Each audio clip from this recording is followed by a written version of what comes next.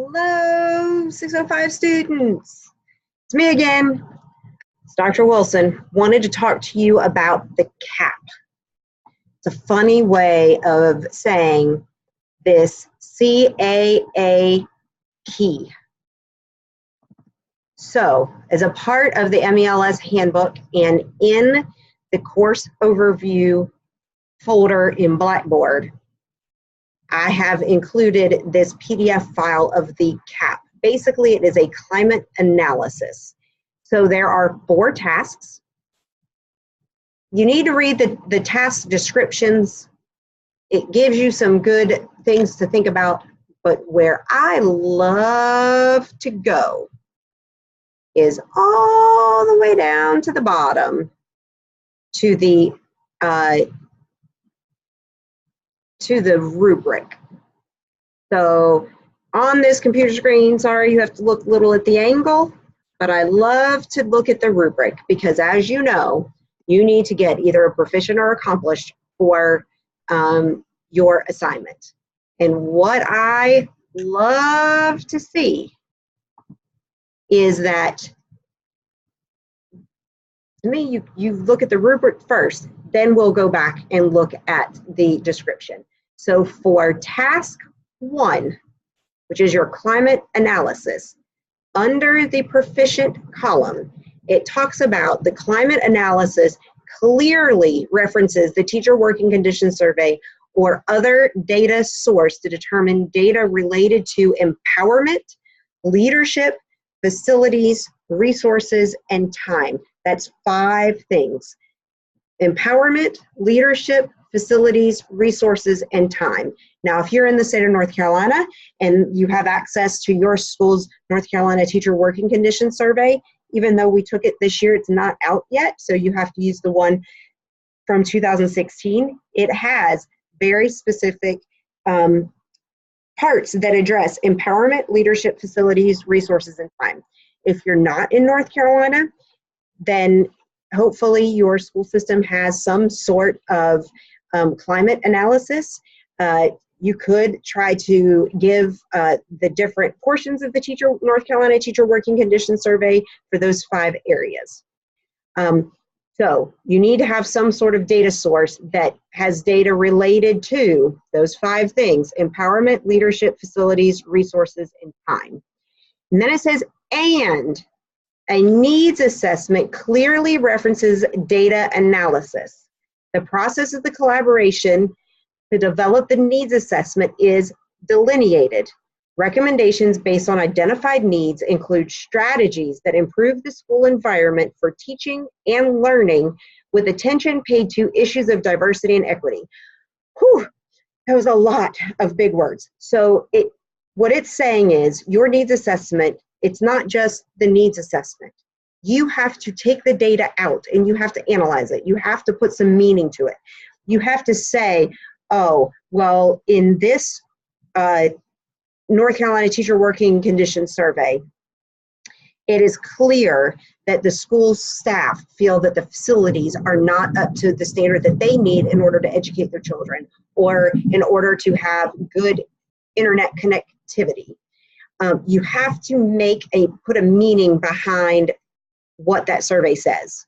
Then it also says that the process of collaboration to develop the needs assessment is delineated. Now, what that means is that you have to, when you're doing that needs assessment, based on the climate survey, that you have to show that you have collaborated, whether that's with your administrators, whether that's with your school improvement team. You have to show that you have collaborated to develop it. And then you have to provide recommendations based on identified needs and include strategies that improve the school environment for teaching and learning. So let's take facilities, for example. So if you're in a building like I'm in, it's older than me. I'm 43, so it's about 47 years old, I think.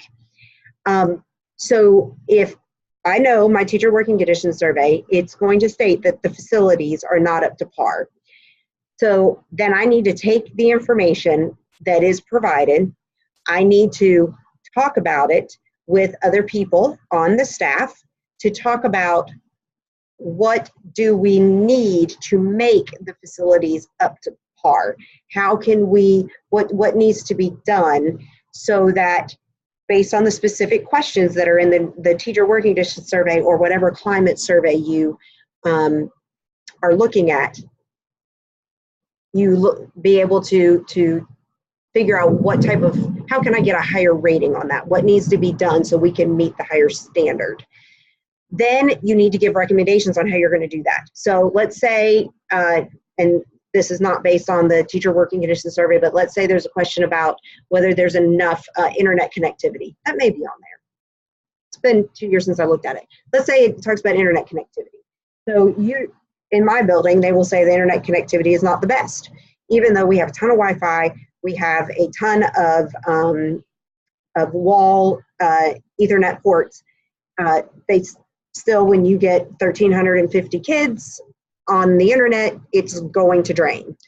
So what then we need to look at is what needs to be done in order to make the internet accessibility better. Well, it could be we need to put policies in to not stream music, because music, if students are listening to music and streaming music, or if teachers are streaming music, that will slow down your internet immediately.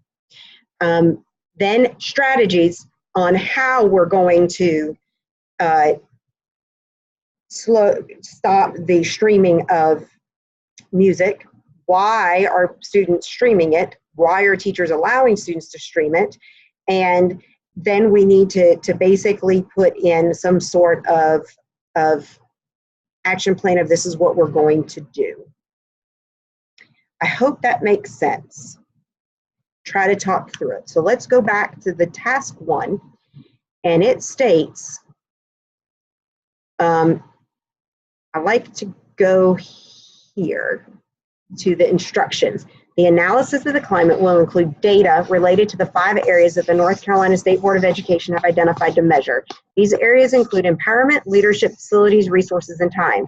Candidate will utilize the data to develop needs assessment. Candidate will also develop a needs assessment based on the results of the data. The needs assessment should include a background description of the setting. Most of you already have an already written description of the setting of your school, or whatever school you are using for your evidences. A clear statement of the purpose of the needs assessment. Why are you doing a needs assessment? A list of participants who participated during the needs assessment process. Now that's not who took the climate analysis, the North Carolina Teacher Working Conditions Survey, or whatever instrument you're using. That's what small group did you meet with to go over that and create, for the 5 areas, create a needs assessment. And at what stage of the process the participants were active in analysis of the findings, and a set of recommendations that identify strategies that will help lead the school to a safer, more culturally diverse environment for teaching and learning. The needs assessment will be the first of 3 analyses that contribute to the Cultural Advocacy Action Plan, CAAP, that you will develop. So prompt 1 and prompt 2, again, these are those 2 areas on the rubric where it talked about the first part, and then it said and then the second part. Look at the verbs. It's pretty easy to follow. Then you move on to task 2. Again, I would go down to the rubric, read what it says, and then I like to come up here and look at the instructions.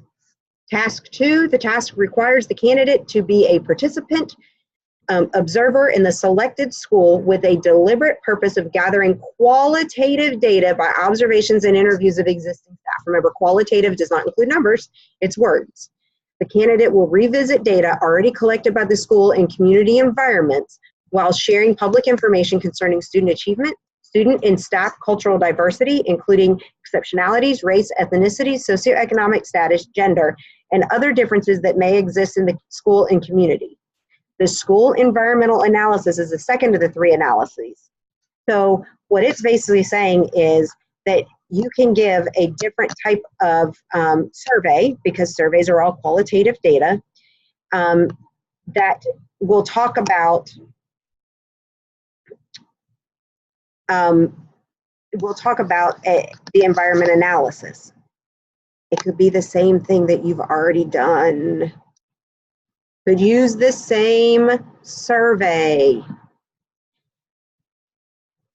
Most of you also already have written based on the school that you are using for your evidences. You already have the information concerning student achievement, student and staff cultural diversity, including exceptionalities, race, ethnicities. To me, that's a data profile. You did that in 601, your first semester.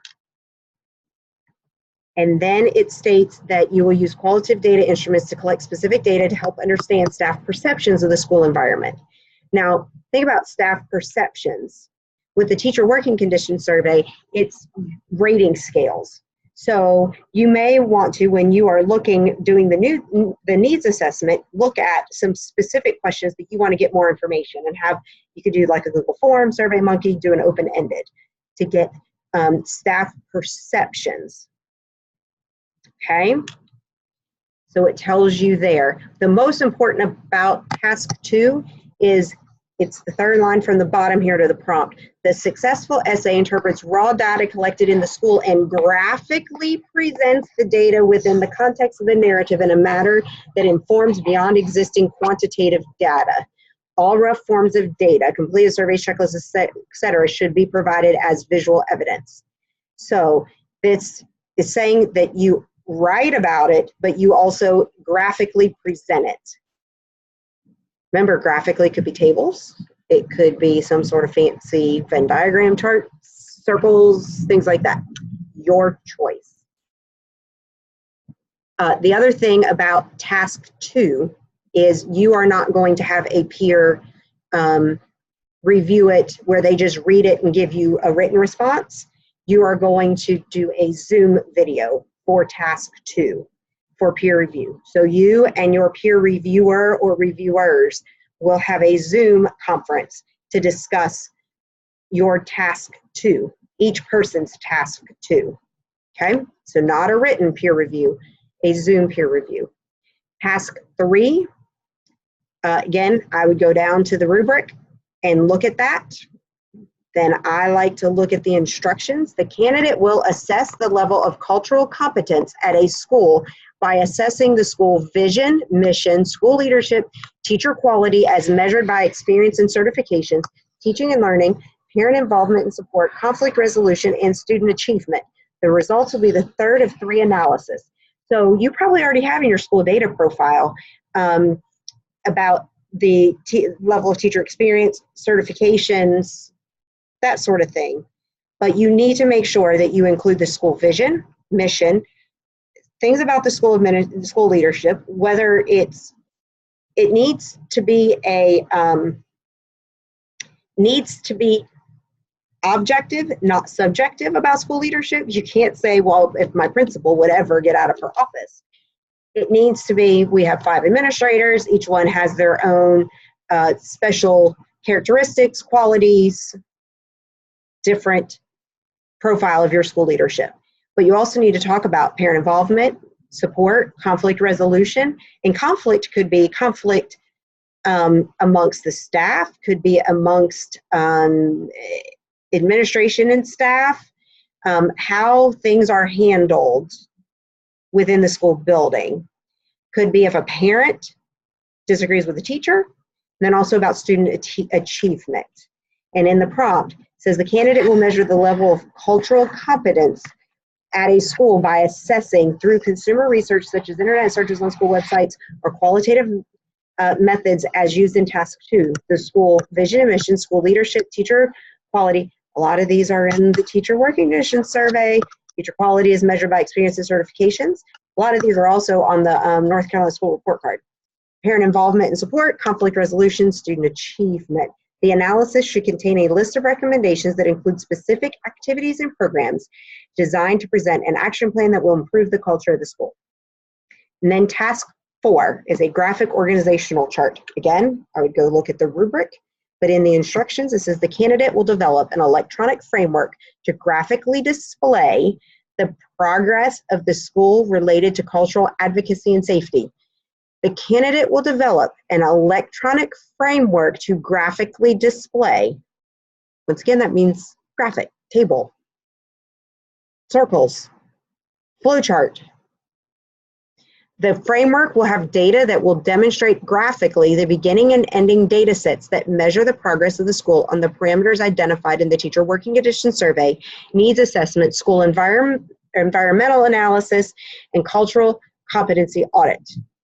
Those were the first 3 tasks. An example of this graphical organization chart could be a PERT chart that not only demonstrates the timeline of the project, but also identifies the relationship among the elements of the CAAP.